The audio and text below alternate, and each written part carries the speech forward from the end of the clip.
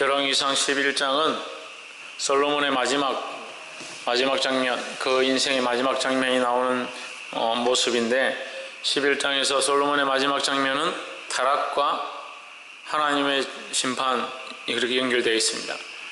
그래서 솔로몬이 마음을 하나님께로부터 떠남으로, 하나님께로부터 멀어짐으로 하나님께서 그를 버리시고 솔로몬에게 심판을 내리시는데, 솔로몬의 때에 하시는 것이 아니라 그의 아들에게 하겠다라고 말씀을 하십니다. 우리 말씀이 우리에게 큰 도전들이 되기를 주의 이름으로 축복합니다. 1절을 한번 봅시다. 솔로몬 왕이 바로의 딸 외에 이방의 많은 여인을 사랑하였으니 곧 모압과 암몬과 에돔과 시돈과 헷 여인이라 했습니다. 우리는 누구를 사랑해야 되느냐? 하나님을 사랑해야 하고 그리스도만 바라봐야 한다는 겁니다. 그래서 세상을 사랑하지 말라. 세상을 사랑하는 게 문제가 아니고 세상 사랑하는 것 자체가 죄가 아니지만, 세상을 즐기하고 세상을 좋아하고 세상의 많은 것들을 쫓아가다 보면 누구를 잊어버리냐? 예수 그리스도를 잊어버리고 하나님을 잊어버리고 믿음을 잊어버린다라는 거죠. 2절에 여호와께서 일찍이 이 여러 국민에게 대하여, 이 여러 국민이 누굽니까? 이 여러 국민이 누구예요? 위에 암몬과 모압과 에돔과 시돈, 이 이방 여인들이다. 이 여러 백성이 누구냐? 이방 여인들이라. 이방들을 가까이 하지 마라. 이 세상을 가까이 하지 마라. 이스라엘 자손에게 말씀하시기를 너희는 그들과 서로 통혼하지 말고 함께 하지도 말고. 그래서 이 말씀은 신약적인 말씀으로 연결하면 어떻게 됩니까? 그리스도와 벨리알이 어떻게 합하겠느냐? 믿지 않는 자와 멍에를 같이 하지 마라 했습니다.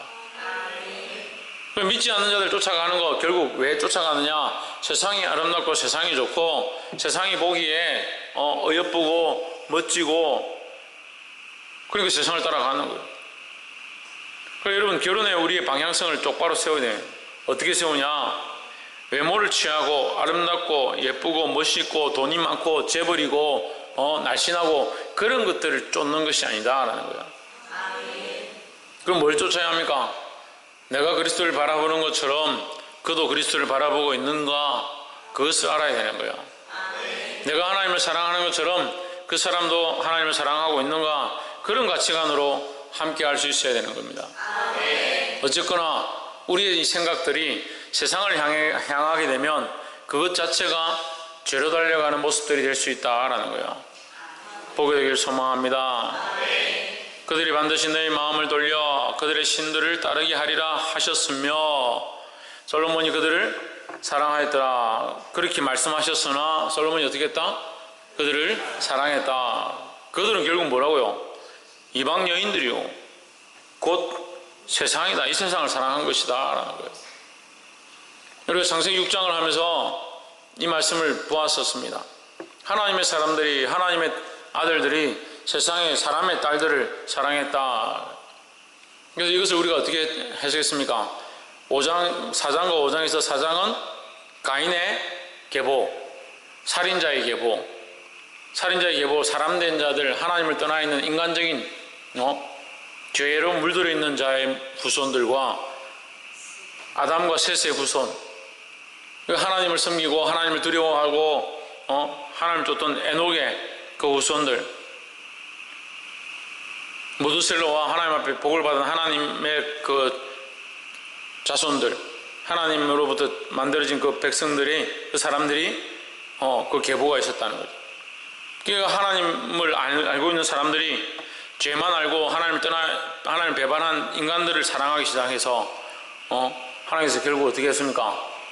내가 이 사람들을 지었음을 한탄하노라 하면서 심판을 했습니다.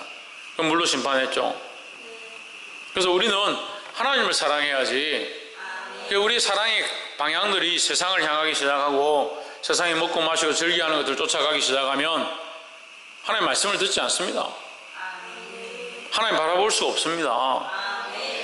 보게 되길 소망합니다. 그래서 첫 번째, 세상을 사랑하지 말자. 그럼 세상을 버리라는 게 아니라 세상을 떠나라는 게 아니다는 거죠. 우리가 그곳에 있고 그곳에 그들을 섬기고 그들을 돌아보고 있지만 이 세상을 사랑하고 이 세상에 소망이 있는 게 아니라는 거죠.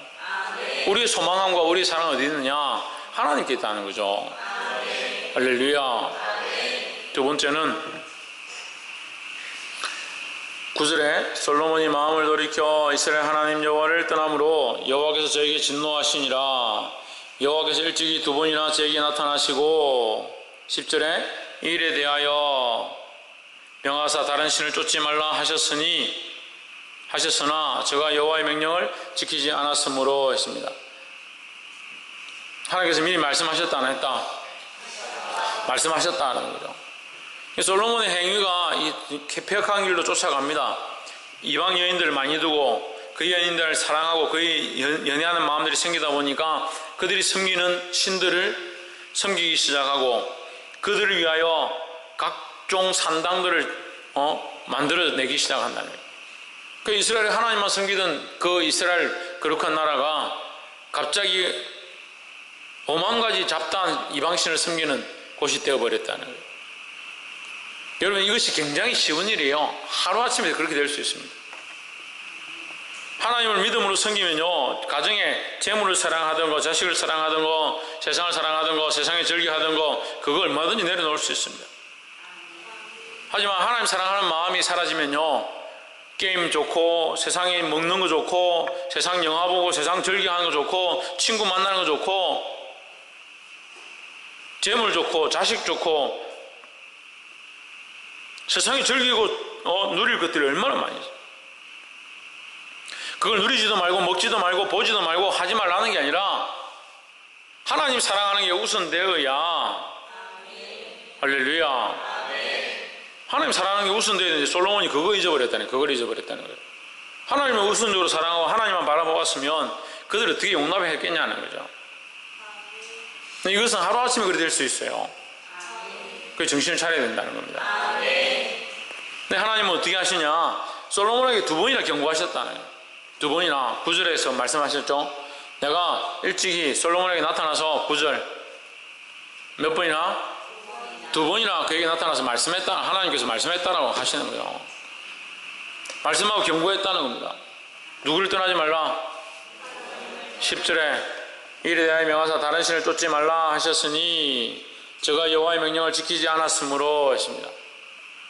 근데 이것은요, 한편으로 돌아보면 솔로몬의 기도 제목에 하나님의 법을 떠나지 않겠습니다, 하나님을 배반하지 않겠습니다, 자기 스스로 그렇게 하나님 앞에 맹세한 거예요. 자기가 지키겠다고 한 거예요. 하나님 떠나지 않겠다는 거, 자기 스스로가 세상을 사랑하다 보니까 하나님 떠나지 않겠다라고 한 약속을 어겨버린 거예요. 그러면 여러분 잘 보십시오. 솔로몬이 원래 하나님 약속을 어기겠다, 배반하겠다라는 마음을 가지고 그렇게 했느냐? 그렇지 않습니다. 세상을 사랑하다 보니까 그렇게 되어버린 거예요. 보게 되길 소망합니다. 두 번째는 잊어버리지 말아야 한다라는 거예요. 그래서 잊어버리지 않기 위해서, 잊지 않기 위해서 우리는 어떻게 해야 되느냐? 날마다 새롭게 되어야 된다는 거죠. 날마다 새롭게 되는 게 날마다 목욕하고 날마다 때를 밀고 하루를 지내고 나면 자기를 반성하고 그런 새롭게 함을 말하는 게 아닙니다. 날마다 새롭게 한다는 것은 날마다 하나님 앞에 자기를 점검하는 겁니다. 점검하는 거. 내가 지금 하나님을 사랑하는 마음을 그대로 가지고 있는가?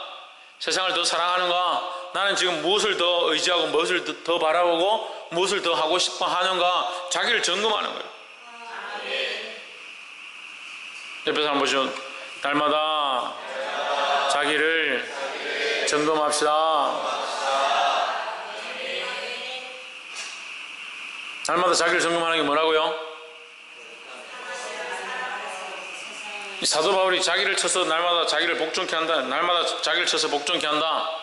나는 날마다 죽노라.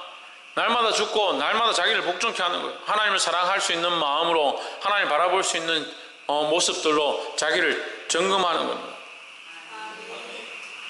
날마다 새롭게 하기를 주의 이름으로 축복합니다.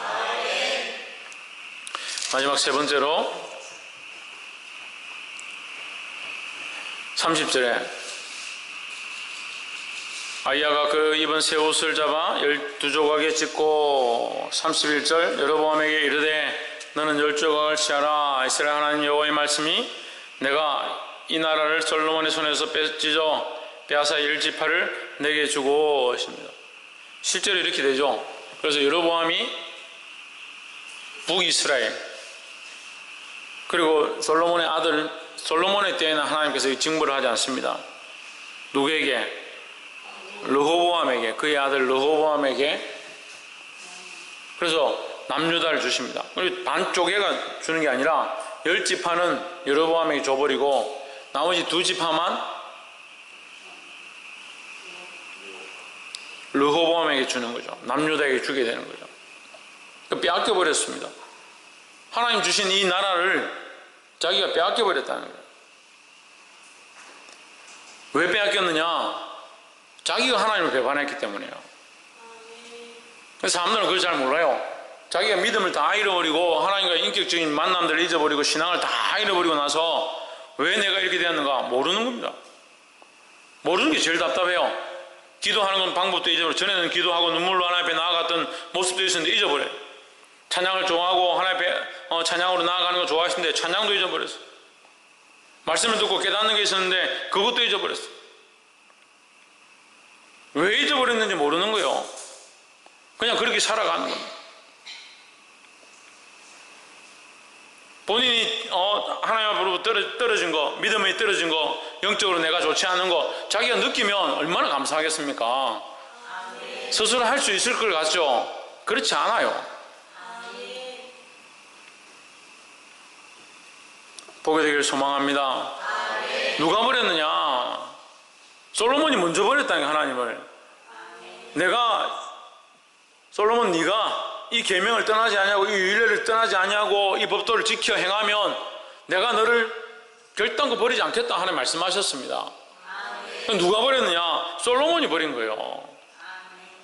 그럼 우리는 하나님을 배반하지 말면, 우리가 하나님을 배반하지 않으면 하나님 우리를 버리지 않는다는 거예요. 근데 보십시오. 38절 내가 만일 내가 명한 모든 일에 순종하고 내 길로 행하며 내 눈에 합당한 일을 하며 내 종 다윗의 행함같이 내 율례와 명령을 지키면 내가 너와 함께 있어 내가 다윗을 위하여 세운 것 같이 너를 위하여 견고한 집을 세우고 이스라엘을 내게 주리라 했습니다. 이 38절이 좀 어려운데요. 이게 그냥 쉬워 보이는데 자세히 보면 좀 어려워요. 이 약속은요, 이 집을 견고케 하려는 약속은 다윗의 집에 세운 약속이에요. 그런데 솔로몬을 대적하여 일어나고 있는 이 여로보암의 집에 대하여 다윗의 약속과 똑같은 약속을 주시는 거예요. 그래서 우리가 이 모습을 보고 어떻게 적용할 수 있느냐? 우리에게도 구원의 은혜가 동일하게 있다라는 거죠. 이스라엘 백성에게 주었던 그 하나님의 구원의 은혜가 오늘 이방인 된 우리에게도 우리가 예수 그리스도를 믿으면 똑같이 구원의 은혜가 있다라고 볼 수 있습니다. 또 이곳에서 이 말씀 속에서 보아야 되는 게 뭐냐면 다윗에 대한 하나님의 평가예요. 내 종 다윗의 행함같이 내 율례와 명령을 지켜 행하면 했습니다. 우리는 말씀을 좀 배우고 지금까지 알고 있으니까 좀 우습죠. 다윗이 무슨 말씀대로 살았습니까?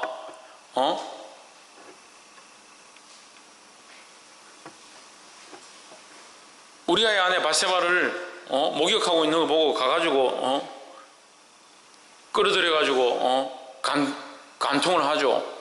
그리고 우리아를 전쟁에 나가서 죽이게 만들죠. 하나님 배반하고 눈이 멀어가지고 자기 권력에 눈이 멀어가지고 백성의 수가 몇이고 군사가 얼마인지를, 자기 권력이 얼마나 되는지, 능력이 얼마나 되는지를 점검해보죠. 백성을 개수하기 시작하잖아요. 솔로몬의 인간적인 모습도 우리가 많이 보았습니다. 다윗의 인간적인 모습들을 많이 보았습니다. 우리가 보기에도 이해가 되지 않는 어떻게 인간이 저렇게 할 수 있을까라고 생각되는 모습들까지 우리가 보았습니다. 근데 하나님 다윗을 향하여 뭐라고 하냐?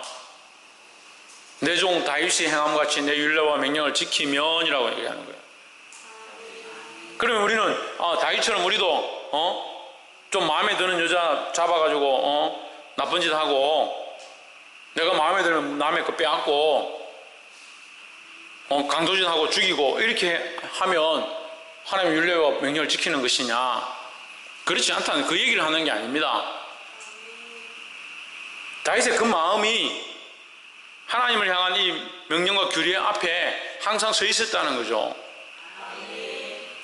그럼 우리가 이게 혼란스럽잖아요. 다윗이 하나님을 배반하지 않고 그 명령과 규례를 지켰는데 어떻게 그러면 그런 죄들을 범했느냐? 우리 인간들은 연약해가지고요 계속 죄를 짓습니다. 하지만 중요한 것은 하나님 떠나지 않아야 된다는 거죠. 하나님 떠나지 않았기 때문에 그가 회개하고 돌이키고 자기의 잘못들을 반성하고 하나님께 새롭게 될 수 있었다는 거죠. 근데 하나님 떠났다면 그것을 회개한다 하더라도 그것은 온전한 회개가 될 수 없다라는 겁니다.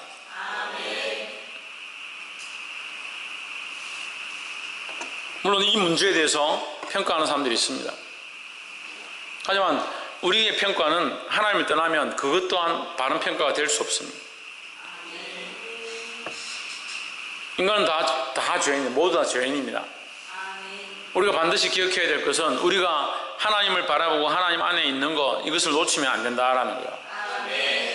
그래서 솔로몬이 결국 그가 하나님의 법도를 조금씩 어긴 것들에 대한 문제가 아니라 근본 하나님의 관계를 무너뜨리고 하나님 섬기지 말라 한 신들을 섬기게 된, 그로 말미암아 다른 사람들이, 이스라엘 백성들이 그 악한 신들을 섬기게 된 그 상황들이 가장 악한 일들이 되어버렸다는 거예요. 무너뜨리지 않기를 주의 이름으로 축복합니다.